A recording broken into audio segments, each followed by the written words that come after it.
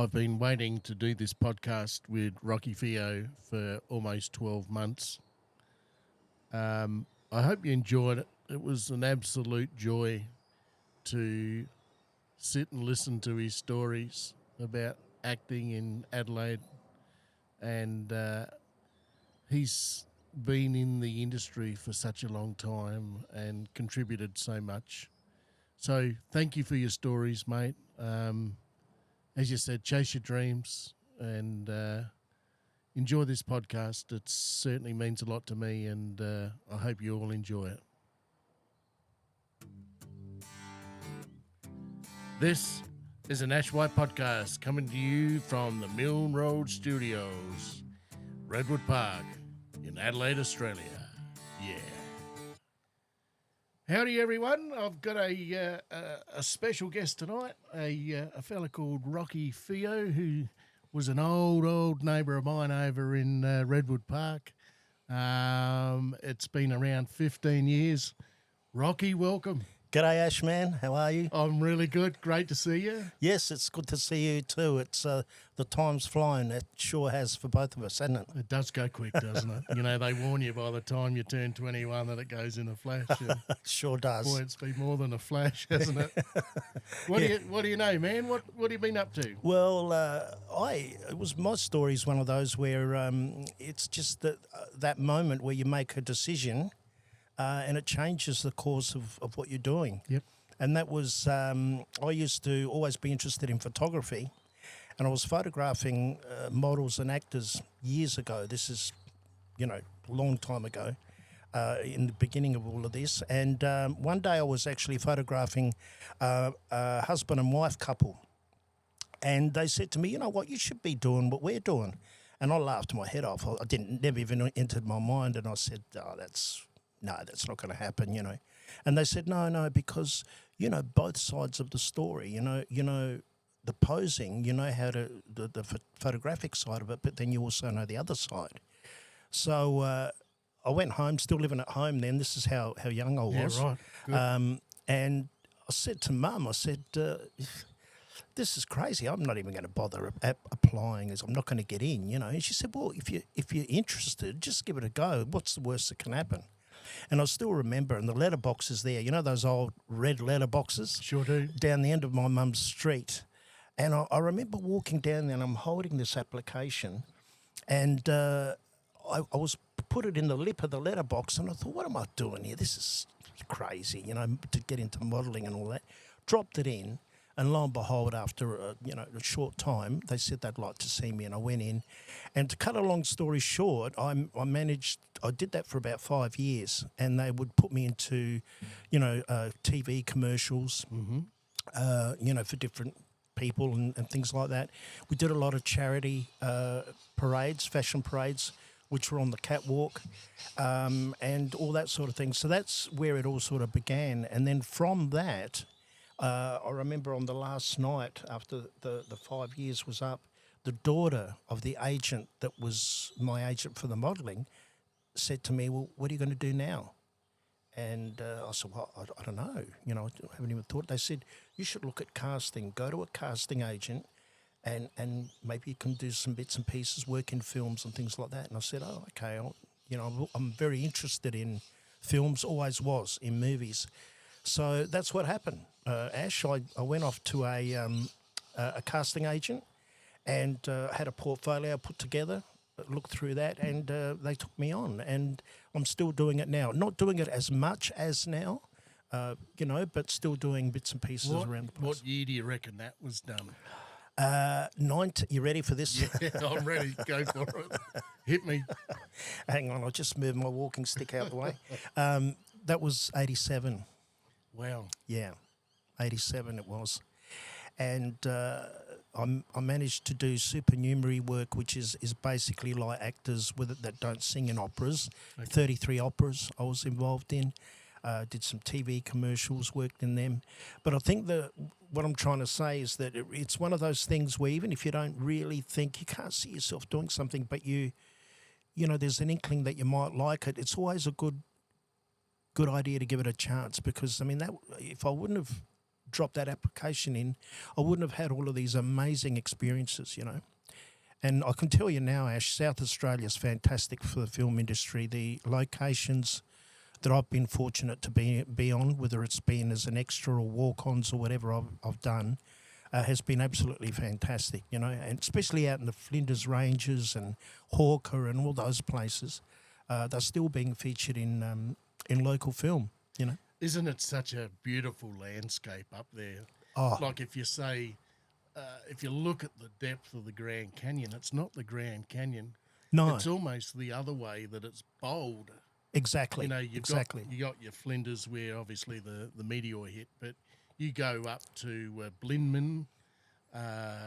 Yep. I went up there with an old mate, Wally Sobel, years ago. Yep. When I was still working for the place I am now, but we went up there. We had 3 days staying at the Blinman Hotel, Yeah, and I remember having a pint of beer out the front there because there was a post office, a pub, yeah, and a yeah, general store. I reckon that was Blinman, you know. yeah, yeah. So we were sitting out the front there having a beer, and these 2 horses walked in. And the male horse, he was big and strong. He was a beautiful colour. And obviously the female, the beautiful horse, walks in behind, and she was in awe of this big horse Yeah. that walked in. And they sort of walked down the street, did whatever they want, and walked straight out again, you know. And we're sort of shaking our head going, what's this place about, you know? Gee, and that would have been a normal occurrence, probably. Sure. You know? And that was just that would yeah. have been early 2000s. That might have been about 2004, Okay. 5. yeah, Wally's now passed on, bless his soul. But yeah, gee, it was a great time. You know, we had Yeah. these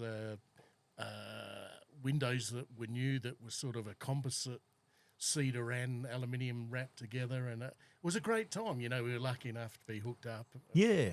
and to get that to drive down to Parachilna.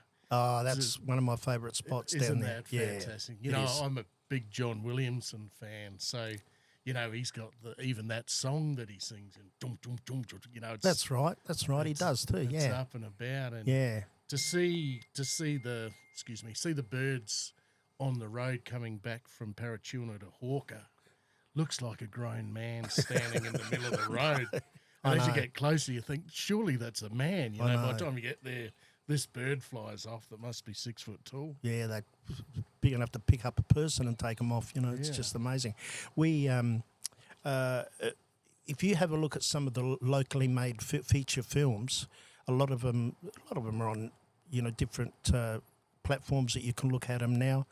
You know, a lot of them are streaming or whatever on on TV. You'll find that the landscape just looks fantastic on the big screen.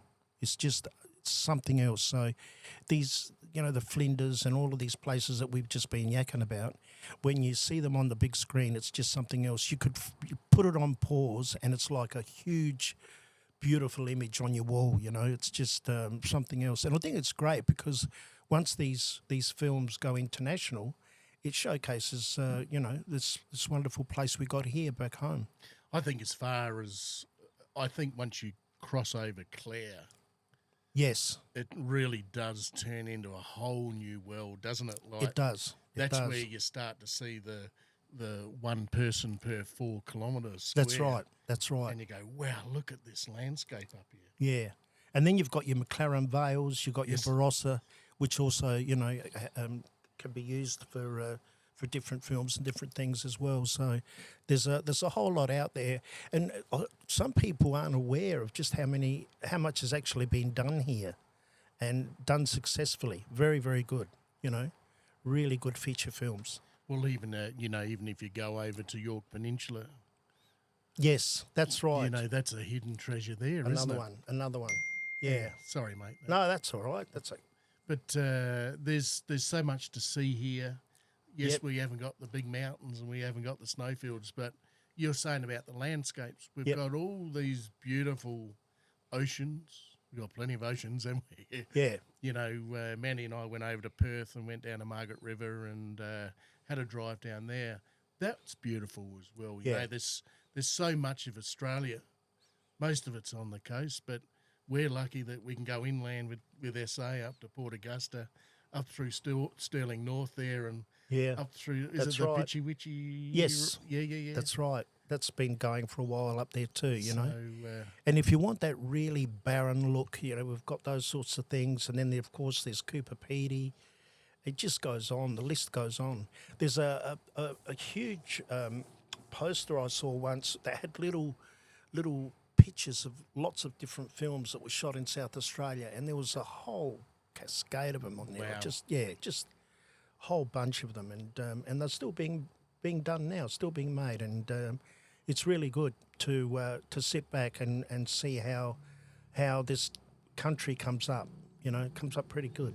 I do. I am a sucker for all the Australian films. You know, whenever you see them jump onto Netflix or whatever's you're watching it from, and you see one prop into the Australian index there, and you go, oh, I've got to look at this one. You know, I'm the same as you. I've got to say, they're a lot of fun, and you can relate to a lot of them. It's a bit like watching your mates on the screen sometimes, I think, with some of those films. Especially for you. I think when we were growing up too at home, Mel Gibson obviously was young back then, and he did the Year of Living Dangerously with Sigourney Weaver.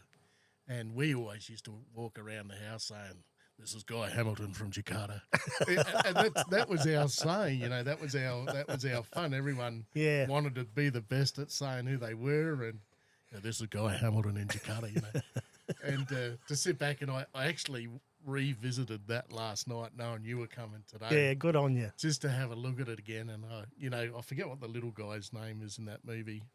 Oh yeah, I can't remember either now. Yeah, I haven't seen that forever. He's got a voice like his rocks are that big, you know. But what a film that was even back then. I look at Sigourney Weaver and go, man, that girl has aged beautifully. Yeah. All the way through, like even with the aliens and all the rest and everything that come after that. Lots of films, lots of films. Magnificent. And then, of course, Paul Hogan did all those things. He had his show here and, the films and all the rest of it as well. So there's been a lot of Australian content that's gone overseas and, they've welcomed everybody with open arms, really. It's been terrific for that. And, I think for me the biggest joy I get is if you're sitting in a cinema and you've got this massive screen and you think that's Adelaide, it's... I was lucky enough to work up at O'Leary and Yunta. Yes. That'd be in your Bell House too, wouldn't it, up that way? Yeah. The landscapes there and the colour of the soil and... That's right. Just the great sunsets and the clear skies. That's another thing, Wildlife, there's plenty on the road. There is. You kill it, we grill it. Oh, man, more on the road than out in the sticks probably up there. Yes, if you stayed to the road, you wouldn't starve to death, would you? As long as you had some matches, you could keep them warm, But, yeah. But it's such a unique place, as you said. It's I'm lucky enough. If I was ever going to write a book, I was going to write a book called 2 Million, which was the first 2 million kilometres I've done in the car, with work. Yeah. And because your work would have taken you everywhere. Certainly has. And, back years ago too, we're talking early 90s, we did Broken Hill a lot. We did O'Leary, Yunta, Broken Hill. We'd do it in the day sometimes. We'd drive up and drive back, and you had your matchsticks on your eyes to, you could see kangaroos and emus that weren't even there. You were seeing them. Yeah. And just the road trains and everything else. Hard school, yeah. But they were great days. That's part of seeing Australia as working in it and talking to people. How far back was that, Ashman? Was that 80s? Would have been early 90s. 90s, okay. Yeah, because we were doing the high-rise buildings in the city from really 86 to about 90. And then that recession came in, I think. Might have been 91 because the first Iraq war was around 91, I One-ish. Yeah, that's right. And we were still working in the city then. I think the Maya Centre, we did the clock towers up there. If you look at the building. Yes. It's actually glass, 3 bits of glass. Oh, really? Yeah, joined together, 33 and a The amount of times I've gone past that, I have to think of you when I go past there now. No, you had something to do with that. So, that's glass. So, no one else would even know it's glass. But That was a great time too. That was Yeah. that's the camaraderie where Yeah, you sort of get your foot in the ground yeah. and sort of build yourself, I suppose, and Well, build the memories. speaking of camaraderie, we get that on you get that on the film sets as well. Everybody, there's that wonderful camaraderie. It's almost like a family, and that also helps too because you got that wonderful atmosphere. Everybody's aiming for the same thing, for a good result. What And about the trailers with the lunch van? Is it as good as well? yeah, Yeah, they're yeah. great. They're great. Yeah, they They put put out on a some good show. put on some good tucker. They really do, and they cater for everybody. It's fantastic. Yeah. Who's some of the biggest stars you've ever seen? I was worked in a film that Russell Crowe directed Okay. and I like starred Russell in. Crowe, yep. Yeah. And that was just a bit of like extra work that I did there, but just to actually see these people in action and see them, do what they do is just absolutely fantastic. I've met Bert Newton. Okay. Bless him. Yep. He's a good, lovely man. Very, very generous man. Very generous man. And met Hugh Jackman as well. Okay, nice. Yeah, he's another nice guy. Nice people, and they're very talented. The talent that these guys and girls have got is just something else. It really is. You sort of look at them in awe, really, when you see them in these productions that they're in, whether it be theatre or film. Yeah. 1984, I was still living at home, and Mum and Dad said, "All right, come on, we'll go off to LA and we'll shoot over there, and you can go to Disneyland and whatever, you know." Yeah, yeah. We of course flew into LAX back then, and there was Brian Brown. He was there with us as well, and he's still as hard and rough as he looks today, He's another one that's aged very well. It's one of those really good Australian characters. Yeah, he's been in great pictures as well. That's right. But actually, if you think about it, there's a lot of terrific, great Australian actors and performers, artists out there. Really is. Some of them, unfortunately, aren't with us anymore, but there's some really good artists out there, And then films, classic films like The Castle and all those. That's a good one too, isn't it? That's fun. Yeah, that was. I don't know how many times I've watched that one. Yeah, I think everyone said, that's going straight to the pool room. Everybody's got a pool room, even if you haven't got one. Yeah. They're sort of classic cult things. Aren't They are. They become part of the furniture sort of thing, and they get passed down. As time goes on, they get passed down, and then you. What about the fella in there? He did well, didn't he? Yeah, he did. He's I've forgotten his name too. He was in the Dry not long ago. Yeah, that's wasn't he? right. That's right. Yeah, But he was in Black Hawk Down. He's done a lot of stuff, hasn't he? He has, and good things too. Very good. And the other guy that was in Priscilla, Guy Pearce. Guy Pearce. Yeah. He pops up all the time, Yeah, doesn't he? It doesn't that's matter right. whether it's American or whatever. Yep. And then Australian, he's always in the Australian stuff as well. But he's sort of been one of those actors too that's got through, hasn't he? Yeah, that's right. That's right. He's just sort of fallen on his feet every time, whether he's in the right time or he's just got the right features or knows how to swirl it up. Yeah, that's right.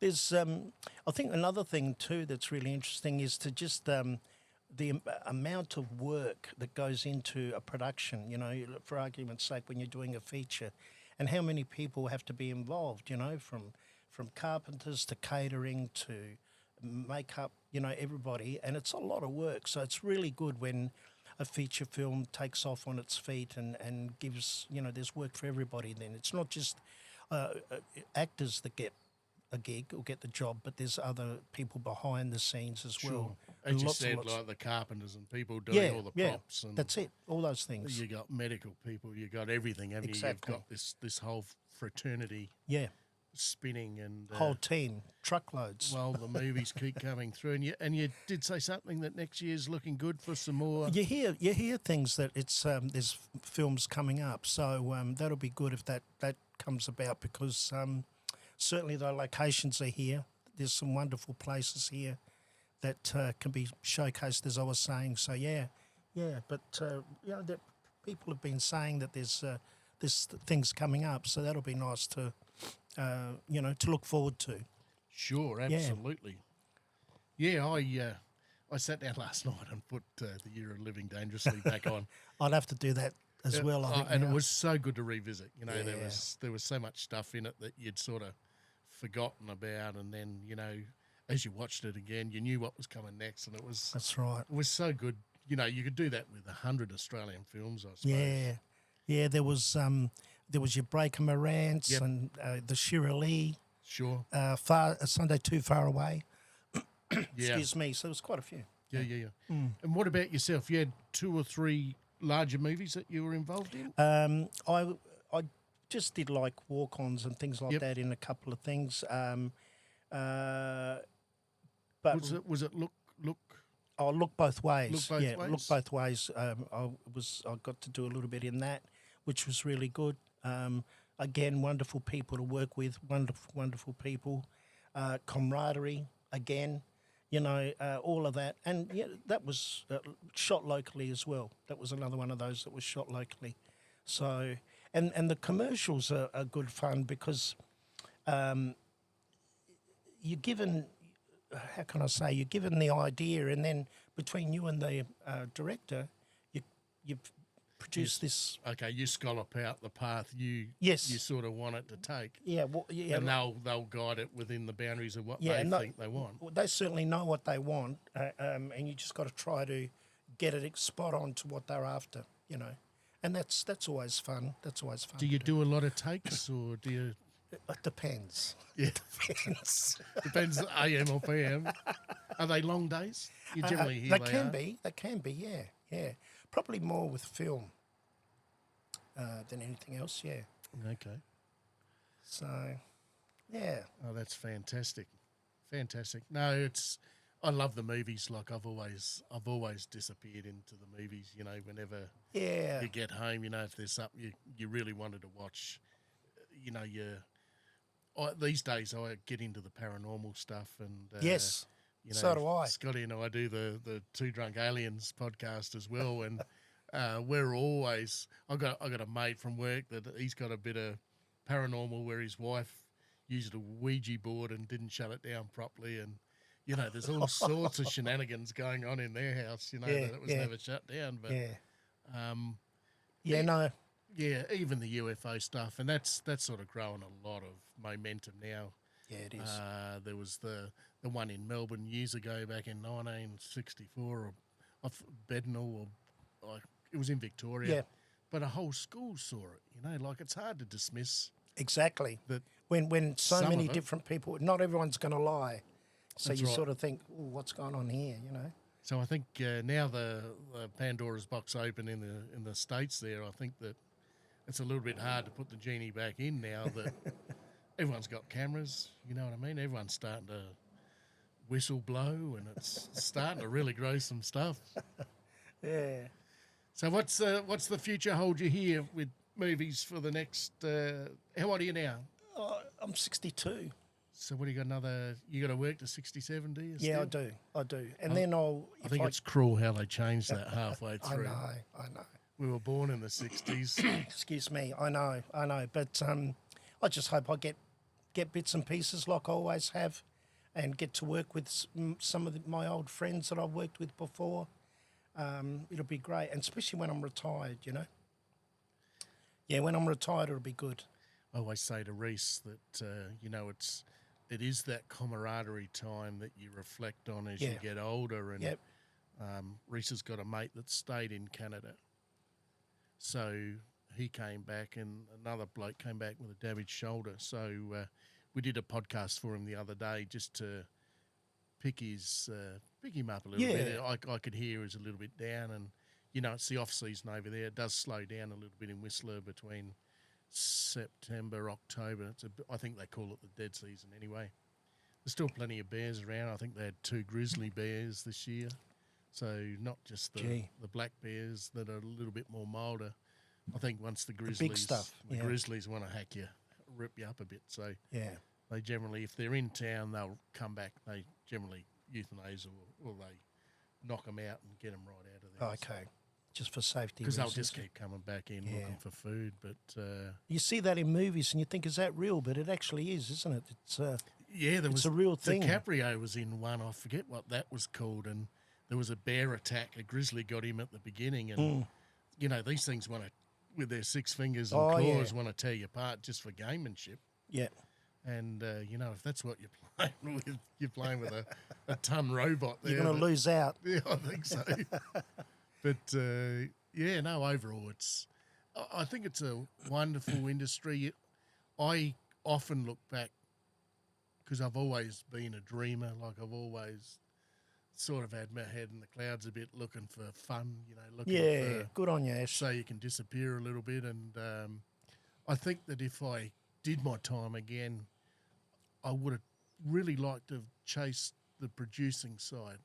Oh, I could see you doing that, You know, and I mean that. You yeah. could see you doing And that. I can bounce off with Reece and, you know, other people as well with that, you know, just that boy brain where, you know, you can chase a dream that side, you can somehow grab something out of that and put that in the mix of some sort of visual art that you can see. Yeah. And then, as you said, your mate can chuck some music on top. This guy can chuck some different images on there, and Everybody puts their bit in, and and you get the finished product, you know, and you create something that's started off as a little idea. And I think the creation is it's the birth of the joy you get. You don't have the babies, the ladies have the babies. It's sort of your own way of birthing something yourself, you know, in regards to have a look at this. Everyone sits down the film and watches your movie for an hour and a half, whatever it goes. There's not too many people that don't like watching a movie. You know, how many times do you hear people say, "Oh, what are you doing Friday night? We're having movie night. Come over. We're having movie night." Or we're doing, you know, with your buddies. Absolutely, that's it. You got a whole room of people, and you sit there and watch this movie that you've been waiting 7 days to see. Or even in a pub when you go in and the snooker table's running hot, and you know, up on the wall, you've got the TV running. You know, so. No, I love it.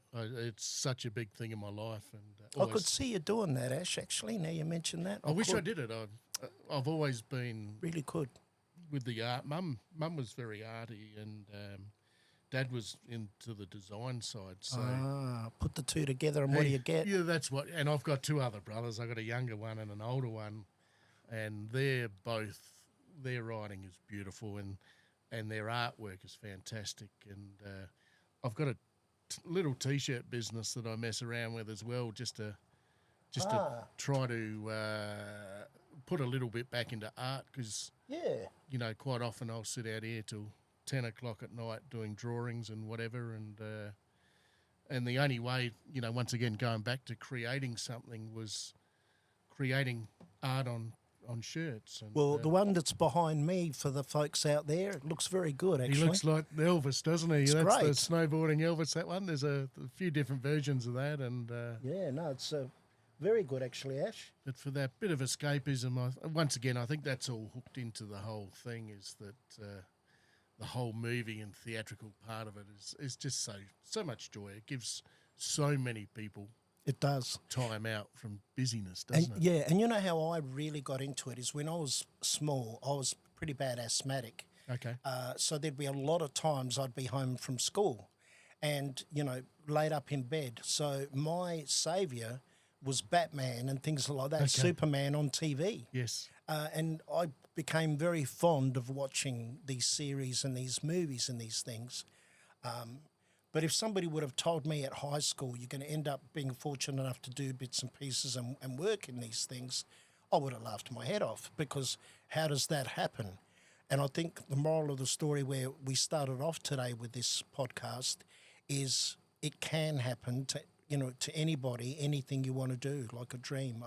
You know, I mean, some kids when they're 5, they're looking at the TV and looking at the Olympics, and they say, I'm going to do that one day. But you shouldn't really laugh at anything like that, because that kid may end up doing. Absolutely. You know what I mean? End up pursuing and that. you So that's really how hope these they things do. come about. Like, absolutely. Somebody's got to do these things, you know. I just think too, it doesn't matter, where you are in the world. You always bump into Aussies somewhere overseas, like South Aussies, and That's right. there's a lot of good stock that comes out of Adelaide. There is. A lot of stuff. And we're not being biased here, but we're there being is. biased. We are being biased. But per head per capita, Yeah. I still think Adelaide produces some good stuff. Yeah. I think the other side of that too is we can get a little bit finicky. I think the Eastern Seaboard doesn't look at little marks on things like we do, but Yeah. one-way highways and retractable lights, I think that we do get a little bit Nancy sometimes, but it's good to see old Adelaide just expanding now. Like I don't know if you've been to Adelaide Oval since the revamp. No, I haven't, actually. If you stand on the southern end on the second, third, fourth floor there, if you look at the new the buildings down North Terrace now, Yep. is it the whole skyline has changed. Wow. You can see it's grown up a bit. It's sort of got that little bit of Central Park. There's a difference there, in New York. Significant difference. Yeah. I love the Essex House building in New York, on Yes. 61st Street or 60th I know Street, the whatever one. it is. Yeah. Whenever I can get a vision of that, because back in the 80s there, we were doing the high-rise in the city here, which wasn't anywhere to the level that they're doing now. They're ridiculously high over there. Yeah. But if you look at Essex House, it might be 46 or 40. Something around there. If you look at North Terrace now, you've got quite a few 38, 40-storey Yeah. buildings down there. Which we never had. So, And if you look from Central Park back up to that 60th Street, or I can't remember if it's 60th or 61st, doesn't matter. Adelaide is looking quite nice. It's got a new skyline that it never had before. And not too overdone. It's, yeah. I've asked I've got a few glazier mates that I always harp on that we just need one little tower around 65 to 75 if I could get it. But I think that's because you and I like New York as much as we do. That's where that comes into it. it's a lovely place, isn't it? It's good Isn't to, it? Isn't it? to sit in the hot and the cold and And in between. yeah, walk down Fifth Avenue there and see all the shops and All the streets of Manhattan and everything Trump's else. Tower and Yes. everything else. And All those places. what about the Grand Central Railway? Yeah. Isn't that unreal? They got It is. something like 70, 80 rails coming into that one place. That's right. Yeah, it's amazing. And how many movies have you seen where they walk into that foyer at the top with the American flags up That's there? right. And you see it for yourself and you go, whoa, look at that. That's been in lots of pictures. Lots and lots of them. Yeah. Mandy and I went into, must have been either pre-COVID or around that time, we went into the Adelaide railway station. Might have been after we come back from New York. And I said, come on, I reckon they've done up one of the old bars there as you go down the escalator there on the right-hand side, and you've got the railway lines going out to the left coming from the south. And they did all that up. Yeah. But if you look at all the stonework in there, It's phenomenal. beautiful. Yeah. It might be small, but it's beautiful. Yeah. And you walk in there and you go, and if you really appreciate architecture and that sort of stuff, Knock you over. once again, it's only a little place, but it does it very well, Yeah. But what about Brooklyn Bridge? Did you walk over that one? I did. That's a good silhouette looking back, yes. isn't it? Yeah, I won't forget that one. What years were you over there? 98. So you saw the Twin Towers? Yes. And, excuse me, the day I went there, they were moving too much. They were swaying too much. Is that right? So we didn't go up. Yeah, right. Didn't go up, no. But I was right next to them. Yeah, right next to them. Yeah, we went 2018 Okay. and 19, so we did two. We went back for a 3-weeker there as well. That's right. And we I went remember. into the memorial there and had a look, and it's terrible. It's something to see, Yeah. as an experience, how sad it is. It's Yeah. Yeah. it's the bathtubs that are the footprint for the North and South Tower there. When the fountain falls, it looks like people are walking behind the water. It's really quite freaky. Yeah. It's almost ghostly like. It's you can sit there and go, I swear someone just moved down there, and Yeah. I think it's just accidental the way it happened. But to see it, I'm glad I saw it. But terrible experience. Yeah. Yeah. But so many people, so much heroism, so much, Yeah. Yeah. But I have never been back since then to New York, but I'd like to go back if I could, just to have another look and just to be there for a little while. But in '98 when I went, it was in a bit of cold. It was around Christmas time, so Okay. I got to learn what the cold's really like. Yeah, it is cold. Excuse me. I know. I remember one of the old music artists was singing about living in New York. There, what's his name? Does the harmonica? I should know it. I've forgotten that as well. Bob Dylan. Oh yes. He sang about getting into New York there without any money. Yeah. Yeah. Um, Did you go down Greenwich Village and all them? yes, sir. Yeah. Yes. Yeah. Yeah. It was excellent. It is a place you walk. I remember going out to Yankee Stadium on my own. Oh, yes. I got on the underground out there, and Mandy and Reece went to Madison Square Garden. So they did a tour in there. So I got all the way out there. I didn't have a phone that had roam on it because it was too risky in case you come back with a $25,000 bill on your phone for roaming around for a month. And as I came back in, I thought, I know roughly where they are. But anyway, I've got off on 14th Street. Okay. So you're in the business district there. So by the time I looked up, That was it. I didn't know where north, east, south, west was. Yeah. And then I remembered I had a compass on my phone. So I knew what direction Central Park was. Oh, that was a help. That was the only way. That saved you. And it was only 2 degrees. I didn't have the right clothing on, and I was cold, so I had to walk to try to heat up. And I still miss them. I never got them at Madison; they'd already gone, and I must have gone back because we stayed in Harlem East there. That might have been 163rd Street or something. Oh, okay. And it was different. Yeah. There wasn't too many of our colour walking around there. Yeah. But boy, it was great. It was, you walk into the 7-Eleven there and grab your groceries and do whatever you had to do and walk back out. And these days, Yeah. I'm sure back when Yeah. it might have been a bit harder, but everything's so quick now. Even coming from JFK, we got an Uber or a taxi out of that to Harlem, so it was easy. It took you straight there. Gee. LaGuardia, we drove out to Connecticut, so we hired a car straight bang out to Connecticut. But you still sort of leave old Adelaide town thinking that there's people trying to get you for doing 101 in a 100 zone. You sort of got this Adelaide mentality with you. Yeah. And of course you get there and they don't even have cameras. They're No, not they're interested. just off they go. Off they go. So, but the Whistler one, that was a good one to see. As I said, in April we went up and saw Reece there. Yeah.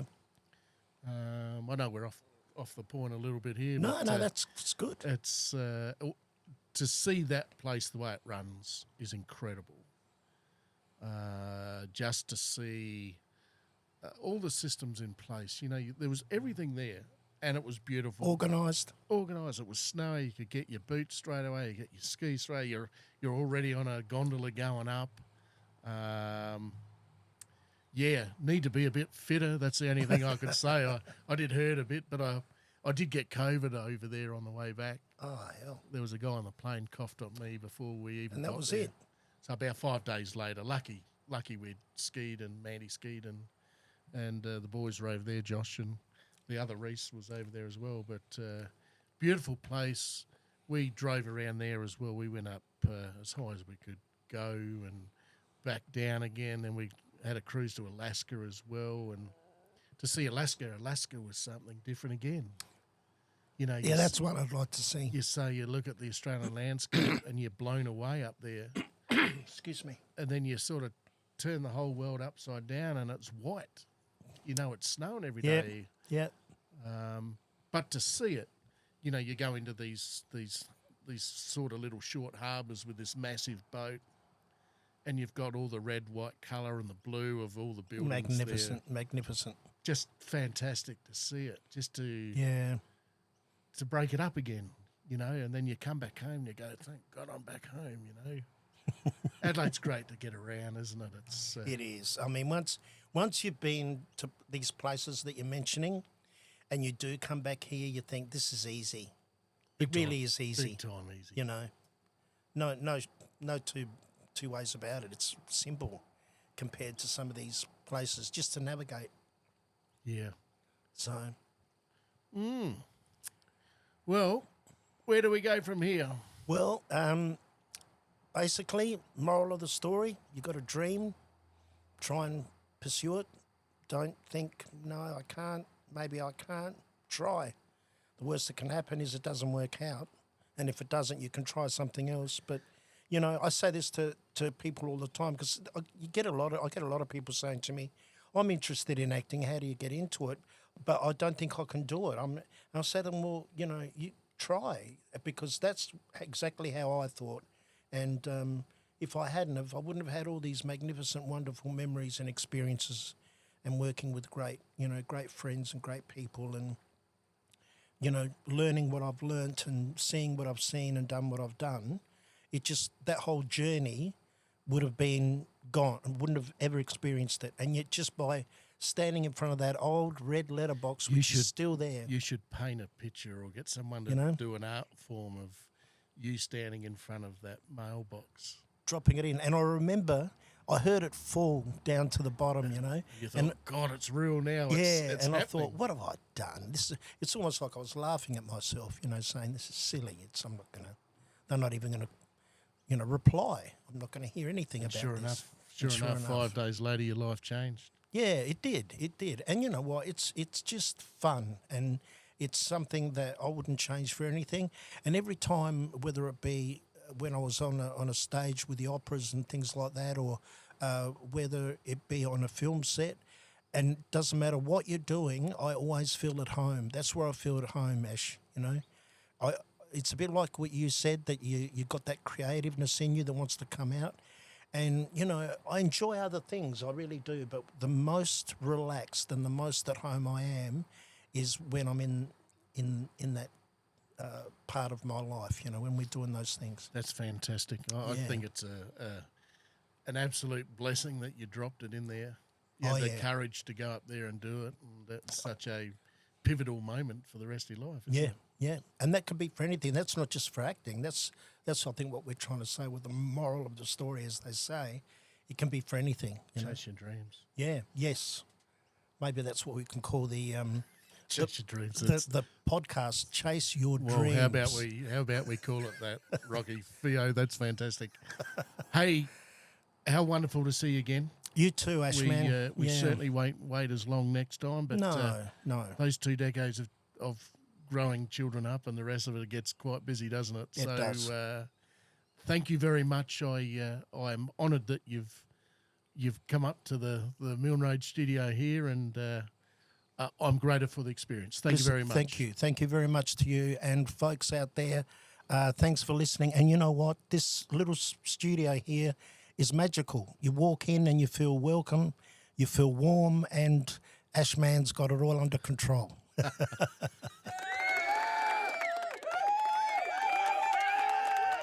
Thank you so much, Rocky. Thank you. It's been wonderful to have you here, and as I said, I'm better for the experience, and God bless, mate. Thank you very much. Cheers, mate.